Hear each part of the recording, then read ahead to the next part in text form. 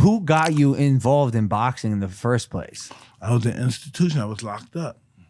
I met this guy named Irish Bobby Stewart, and he used to train me once I got my grades up and I had to, submit. Yeah. He used to train me, and I was getting good. And one day, I think he had a black eye, or his nose got broken, and he was mad the next day. And I thought he was mad and wasn't going to box with me no more. But he was mad because his wife didn't want him to box with me. So he said, okay, I'm going to take you to this other place, and we're going to take you to the next level. And that's how I met Amato. And this guy turned me into a monster. This is why everybody thinks I'm this guy. This guy turned me into this guy. I was only a 12-year-old kid. This guy turned me into this monster. What did it feel like at first when you first started fighting? Did you love it right away? I was totally megalomaniac about it. I thought that was God. I thought no one could.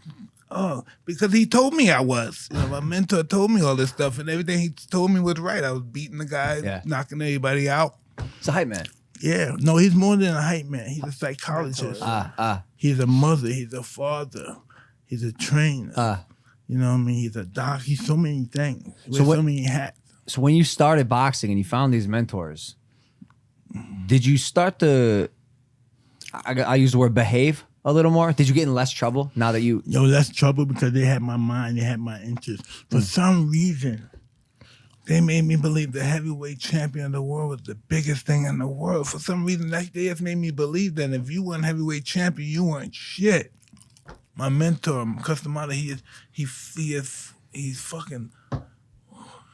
the fan, he is fan to fly. I keep telling people this is the next heavyweight champ. He's the greatest fighter I think we're gonna ever have ever. And yes, he was just pumping that, taking my films of me. I had 15 fights in 1 year, 15 knockouts. So you take it, send it to all the sportscasters, and they're coming and people just start bidding to have me fight in their city or whatever, their town. Was Amato like the biggest influence on your because he's like a legend in New York, right? Like because I hear him like Nas rap about him, and I don't even know much about him. What was his past before he met you? Before he met me, he had Floyd Patterson. He was 2-time heavyweight champion. He had Jose Torres, the light heavyweight champion, and he had other fighters. He had Rocky Graciano when he first started him out. And he has had many fighters during the war. He had fighters World War II. And when I was born, I think he was 56 years old or something. I always say that. This guy saved my life. So when I was born, he was this old. Right. And just meeting him and him inspired me. No one can inspire and reach deep down in the core of me like he could to make me want to succeed. He gave me an ego. That's why I first got my ego from him. Right. I wanted to be the best, and I would do anything to anybody to do it.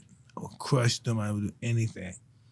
The best is all that mattered to me. Preeminence when I die, You think New York gave you a little bit of that too, as a place? Well, New York gave me that tough guy mentality and stuff. But then when you really understand why you're doing this stuff, listen, I'm not saying I'm smarter than anyone. But I'm sure if you really ask somebody, what is you doing this for? What is this really for? And if they're conscious, they know this is for preeminence. This is for the end of time. We're leaving our mark. Did that thought ever escape from your brain? Or did you ever have a moment of feeling like you wanted to quit?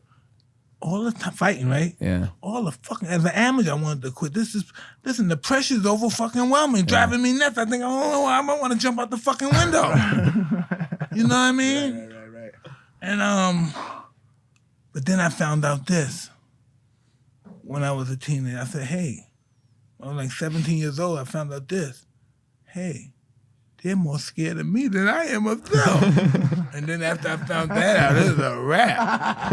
Then the Iron Mike Monkster came out. Right. And I found out they were more afraid of me than I was of them.